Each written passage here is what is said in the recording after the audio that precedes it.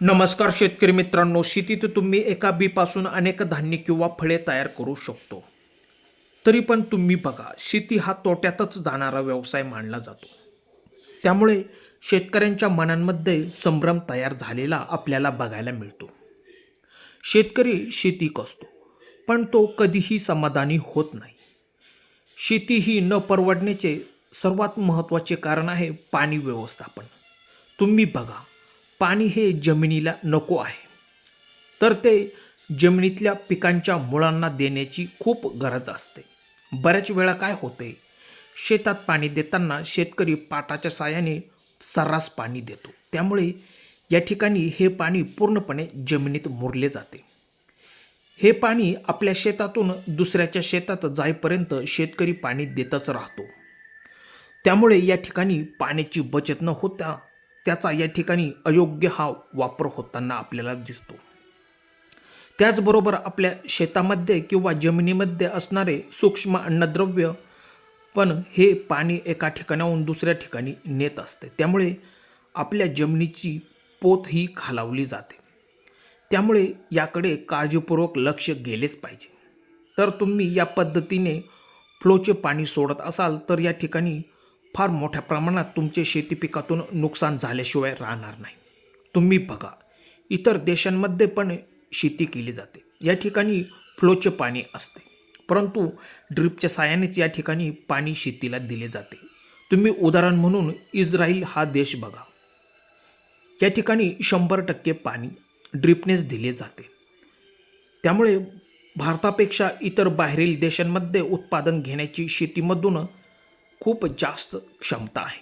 त्यामुळे आपल्याला त्यांच्याप्रमाणेच ड्रिपने पाणी द्यावे लागेल, तेव्हा कुठेतरी शेती ही परवडेल. या ठिकाणी आपले कष्ट वाचतील, मजुरी वाचेल, वेळ वाया जाणार नाही. या ठिकाणी आपण पाण्याची बचत करू शकतो.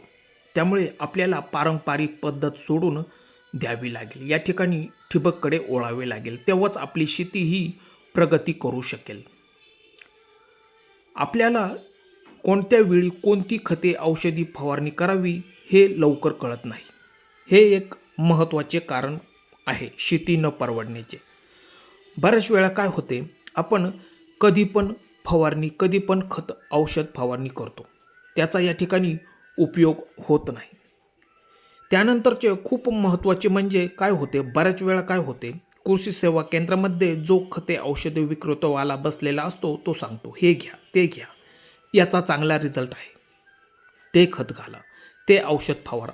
पण आपल्याला माहिती पाहिजे की आपल्या पिकाला कोणता रोग जडला आहे व कोणती फवारणी केली पाहिजे व तो रोग पूर्णपणे बरा होईल. त्यानंतर आपल्या पिकाला कोणत्या खताची आत्ताच्या स्थितीत गरज आहे, त्या पद्धतीने आपण योग्य त्यावेळी योग्य खताची मागणी करून आपल्या शेती पिकाला देणे खूप गरजेचे असते. पण या ठिकाणी काय होते, आपल्याला ज्ञान नसल्यामुळे आपण काहीही करतो व त्यातून काहीच साध्य होत नाही.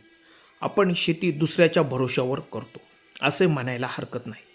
कारण कृषी सेवा केंद्रातला बऱ्याच वेळा आपल्या पिकाला काय रोग जडला आहे व त्यासाठी काय दिले गेले पाहिजे हे न बघता डायरेक्ट तो आपल्याला खते व औषधे हे देऊन टाकतो.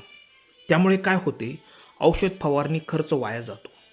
म्हणून शेती ही परवडत नाही. परंतु तुम्ही त्यांच्या भरोश्यावर न राहता सोशल मीडियाच्या माध्यमातून आपण कोणतीही गोष्ट अवघ्या सेकंदामध्ये सर्च केल्यावर आपल्याला त्याबद्दल सखोल माहिती मिळते.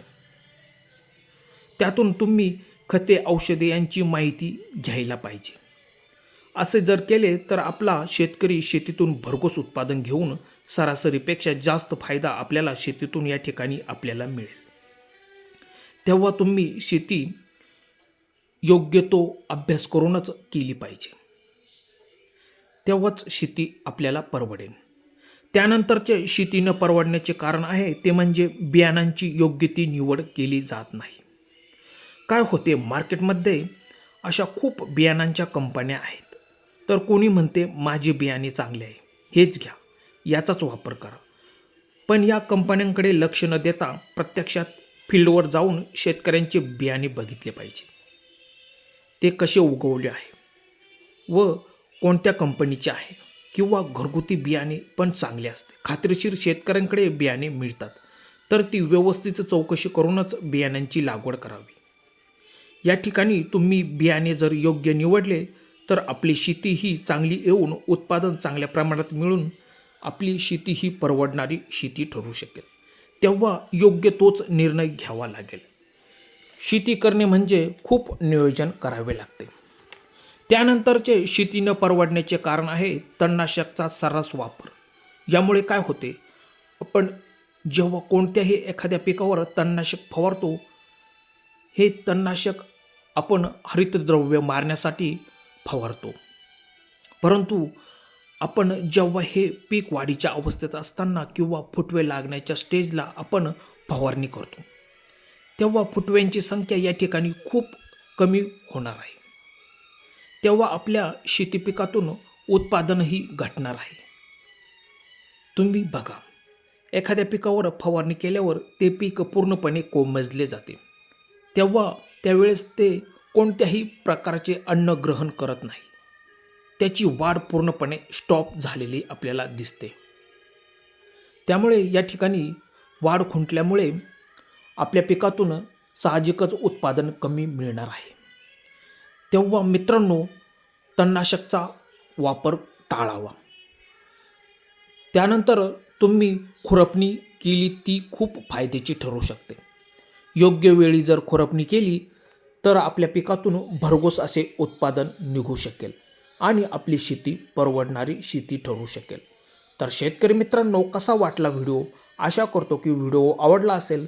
तर अशाच शेतीविषयक नवनवीन व्हिडिओ बघण्यासाठी आमच्या शेतकरी मित्र चॅनलला जर सबस्क्राईब केलेलं नसेल तर सबस्क्राईब करून, व्हिडिओ आवडला तर लाईक शेअर कमेंट्स करायला विसरू नका. मित्रांनो, धन्यवाद.